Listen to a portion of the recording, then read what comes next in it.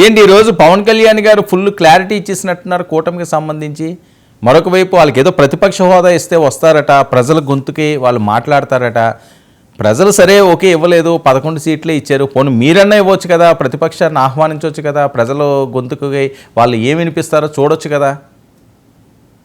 వర్మ గారు, మేము as per constitution అదేవిధంగా ప్రజలు ఇచ్చిన మ్యాండేట్ రెండిటిని మీరు తలుచుకోలేదంట. As per constitution 10% of seats ఉండాలి. అంటే 18 సీట్లు 175 నియోజకవర్గాలకి గాను 10% మనం అవుట్ ఆఫ్ ద తీస్తే 18 నియోజకవర్గాలకి అట్లీస్ట్ ఎమ్మెల్యే 18 సీట్స్ ఉండుంటే గనక, అంటే 18 మంది కనుక వాళ్ళకి సభ్యులు ఉండుంటే గనక డెఫినెట్లీ మేము అది ఇచ్చేసే ఉండేవాళ్ళం అండి.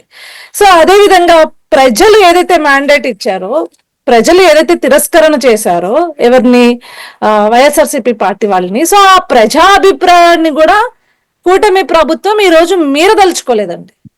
సో అందుకే ఈ రోజు వాళ్ళని ఇంత నాకు అంగట్లో చాక్లెట్లు కొనివ్వండి, లేకపోతే నాకు ఎక్కడున్న పీచు మిఠాయి కొనివ్వండి అని చెప్పేసి అలా చిన్నపిల్లలు ఏడ్చినట్లు ఎంత ప్రతిపక్ష హోదా ఇవ్వండి అని ఏడ్చినా కూడా ఈ రెండిట్లని, అంటే ప్రజాభిప్రాయాన్ని అదే విధంగా కాన్స్టిట్యూషన్ ని రెండిట్లని కూడా మీరే ప్రసక్తి లేదండి. సో అందుకనే వాళ్ళు అడుగుతున్న ప్రతిపక్ష హోదా ఇచ్చే పరిస్థితి అయితే ఉండదు.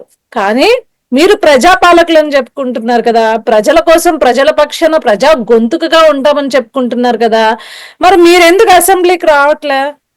అట్లీస్ట్ మీకు ఇచ్చే 2 minutes 3 minutes 4 minutes 11 minutes, at least 11 minutes ఏదైనా సరే మీరు వస్తే కదా తెలిసేది ఎన్ని మినిట్స్ ఇస్తారు మీకు అనేది. ఫస్ట్ ఫేస్ చేయాలి కదా. ఫస్ట్ అసలు ఫేస్ చేయడానికి కూడా ఎందుకు రెడీగా లేరు?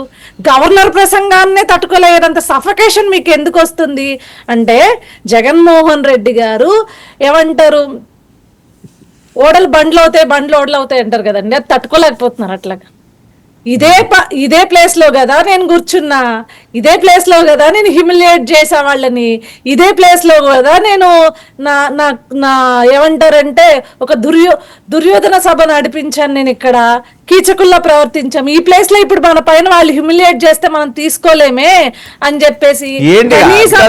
ఇంకో విషయం, ఇంత ఇబ్బందికర పరిస్థితుల్లో రాష్ట్రం ఉందట, విద్యార్థులందరూ కూడా చాలా కష్టాలు పడుతున్నారట, బిక్కుమంటూ ఉంటున్నారంట. ఇలాంటి టైంలో లోకేష్ గారు ఏమోని ఎక్కడికో దుబాయ్ వెళ్ళి క్రికెట్ మ్యాచ్లు చూసి జల్సాలు చేసి వస్తున్నారని చెప్పి వాళ్ళ కామెంట్స్.